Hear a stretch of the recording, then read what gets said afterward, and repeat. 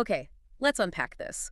We are diving into a deep, really fascinating stack of sources today, and this is a kind of tactical manual that just refuses to treat human consciousness as a passive thing. That's the crucial starting point, isn't it? This material just flips the script entirely. It treats the mind not as some kind of receptor that just, records what happens to it, Right. but as an active strategic system, something capable of both defense and, well, directed influence. The core premise here is pretty radical. It claims your consciousness is an active force generator, and we're not just talking about like simple visualization exercises here. No, not at all.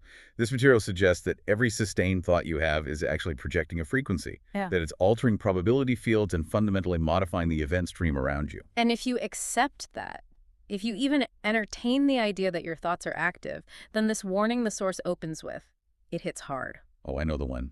When the battlefield is unseen, the untrained fall first. Exactly. I mean, that's not self-help philosophy. No, it's a manual on cognitive warfare. So why does the untrained person fall first? The source identifies three very precise things that external powers are constantly targeting in you. The vulnerability hook is crystal clear.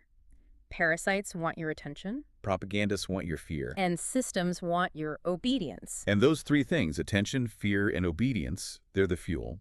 They sustain these external power structures.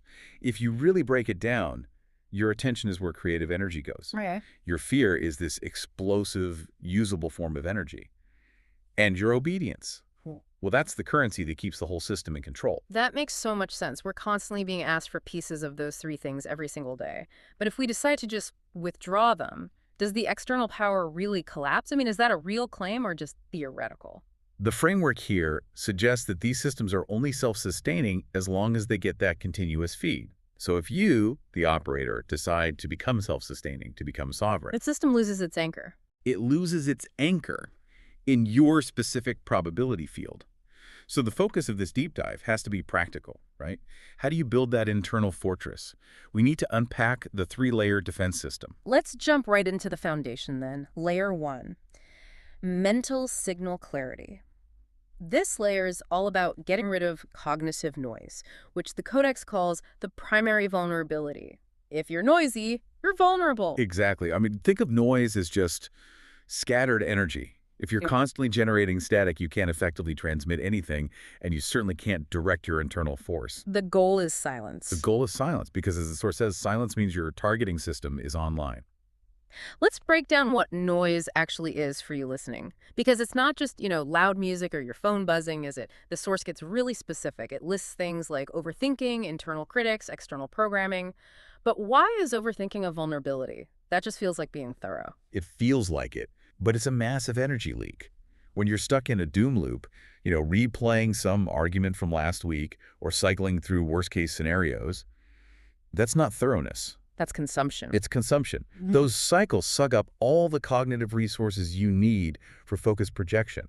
It's like leaving the lights on in every single room of your house 24/7. The energy bill is enormous, and you don't even need the light. So the vulnerability is just wasting your own internal bandwidth. Getting clarity, then, isn't about relaxation. It's a resource management strategy. Precisely. If your mental signal is chaotic, reality can't respond efficiently to what you actually want to create. Clarity is about focusing the beam. Yeah. Once that noise is gone, where does all that newly available energy go? Right. The source answers this so powerfully. It says, where your awareness goes, the universe builds. That focused awareness, that clear signal, that's the foundation. Without it, the next layers, they just fall apart. That sets the stage beautifully. So we've stopped the energy leak of the mental chatter. But what happens when that silence is suddenly hit by a raw, powerful emotional wave? Here's where it gets really interesting as we move to layer 2. Emotional transmutation. Yes. Layer 2 treats intense emotion as a resource. If layer 1 was about clearing the channel, layer 2 is about refining the fuel that runs through it. The material defines emotion simply as fuel. And the only thing that matters is its raw intensity. I found the redefinition of fear in this to be, well, revolutionary. We're all conditioned to see fear as weakness, right? Something you have to suppress or run away from. But this source says fear is explicitly not weakness, but unrefined power. It changes your entire relationship with intense feelings, completely. Right. Whether it's anxiety or focused anger or even that kind of high-octane joy, it's all just raw charge. The goal shifts from trying to dampen the charge to, well, to using it. XD. Exactly like steam. Low-intensity steam might just fog up a window, but you direct high-intensity steam into a turbine, and you get massive power. The emotion itself is neutral. Its application is everything. That sounds dangerous, though. I mean, if someone is feeling powerful rage, the standard advice is calm down. Yeah. How does transmuting it, how does that let you aim it safely? That's where the mechanics come in. The source gives these very specific combined techniques. It's about merging the physical and the mental. So you're using disciplined breath with a strong posture. You're integrating conscious movement with intense focus. And you're always applying intention with imagery. So it's a whole body system. It's the turbine and the aiming mechanism all in one. So if I'm feeling, say, crippling anxiety before a huge presentation, instead of trying to breathe the fear away, I would use that same intense charge and channel it through my posture, my focus, and aim it at the successful delivery of that presentation. Exactly. You are taking that raw electrical signal, and instead of letting it run wild and become suffering, you consciously run it through the system of your intention. You are learning to be the alchemist of your own internal state. And that leads to that incredible line from the source. Emotion without direction is suffering.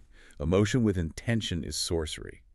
It transforms this destructive internal experience into a directed force, something that can actually manifest change in the world. You're turning internal suffering into external creation. That's a major cognitive leap. It is, and it solidifies layer 2. So now we have clarity from layer 1, and we know how to refine the fuel in layer 2. So layer 3 is about building the walls to protect that highly valuable activated system. Which brings us to layer 3, energetic sovereignty. This is all about boundaries and protection. What's the goal here for the sovereign operator? The goal is twofold. First, stop leaking your signal, and second, stop absorbing garbage. When you've mastered clarity and transmutation, your internal system is now highly valuable, highly potent. You have to stop that energy from being wasted on trivial external dramas. That's the leaking. And the garbage. And you have to prevent the external world's chaos from infiltrating your carefully refined state. That's the garbage you're absorbing. Okay, for you listening, can we define leaking signal in practical terms? It sounds a little abstract. Sure. A signal leak is any time you spend your mental bandwidth on things that do not serve your core intention. It could be engaging in low-frequency gossip or, spending hours stewing over some minor irritation on social media. Or letting a bad commute ruin your entire day. That's a perfect example. You are wasting the fuel you just refined in layer 2. So mastery of this layer means you become a closed circuit of conscious force. Your field becomes selective, fortified, and radiant. But how realistic is that for someone living in a really dense, connected world? In an office, on a subway, constantly bombarded by media? Doesn't this border on just isolationism? How does the source handle that trade-off? That's a crucial question. The Codex doesn't advocate for physical isolation. It advocates for frequency isolation. You are selectively engaging. So it's not absence, it's choice. It's choice, absolutely. Oh. You interact, but you do not consent to have your frequency lowered or compromised. And this requires practical enforcement. You can't just wish for peace. What are the enforcement mechanisms then? We have to actively enforce 3 key boundaries. First, personal frequency boundaries. Consciously choosing what you listen to, what you look at, what you allow into your field of attention. Okay. Second, the declaration of non-consent to manipulation. Recognizing when external systems, media, ads, social dynamics are trying to hijack your fear or attention, and just refusing to play. And the third boundary? No mental real estate for parasites.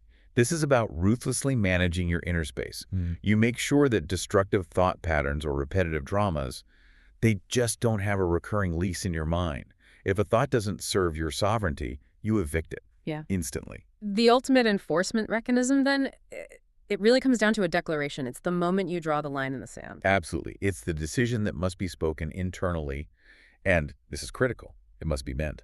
Nothing enters this field without my permission. The source is incredibly clear that this is a pivotal, definitive act. It's not a request. It's a command. It's a command. And why is it so powerful?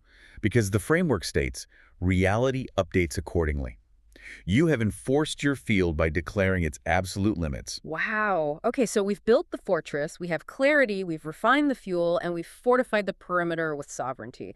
So what's the ultimate action available to this newly fortified operator? This leads us right to the primary weapon in this entire system. And it's not a technique, it's not a defense, it's an active stated commitment. It's decision. And the material is almost brutally honest about what the universe does not respond to. It says it ignores wishing, hoping, trying, and begging. Those are the actions of the passive receiver, right? The victim. They're all actions that carry scattered, non-directional energy. When we define decision in this context, we're not talking about choosing between a blue shirt or a red one. A decision, according to this material, is a collapse in probability. It's the moment you stop entertaining multiple futures. So you stop the maybe this, maybe that internal dialogue. You stop it cold, and you commit fully to one single path. Can you give a concrete example? So if I'm thinking about a career change, the time spent researching and hoping and worrying, that keeps all the possibilities alive, which just keeps me confused. How does the decision collapse that probability field? The decision is an internal energetic commitment. It pulls all of your refined energy from layers 1 and 2 onto one single track. The moment you truly commit, the confusion about all the other paths just evaporates because they're no longer energetically viable options for you. The internal resistance, the doubt, the what-ifs, it all dissolves because you're no longer fighting yourself. And what are the tangible results of that collapse? The source mentions T waves intensifying towards success. That's a bit of jargon.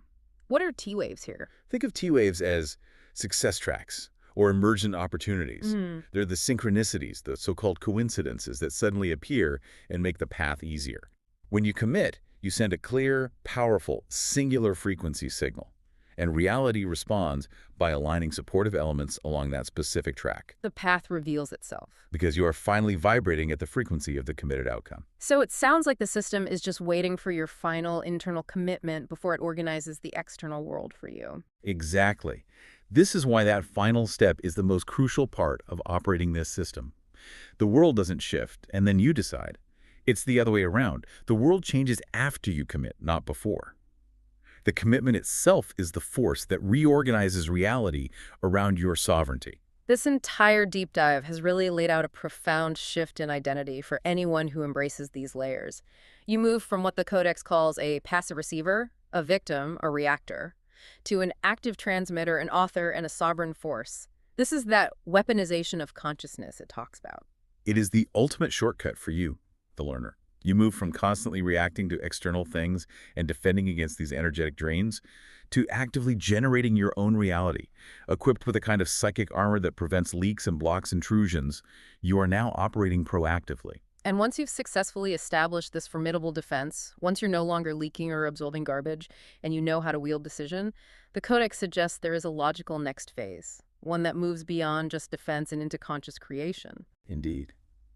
Once you stop being drained and you start channeling that highly refined power, the next step is to look outward, to start proactively influencing the matrix of reality itself. The natural progression is to move from personal sovereignty to a mastery of time and space, exploring what the material calls event stream navigation. And that's the closing thought we want to leave with you. Once you are sovereign and committed, how do you learn to surf synchronicities, override fate tracks, and actively shape the timeline itself? That's what happens when the operator goes fully online.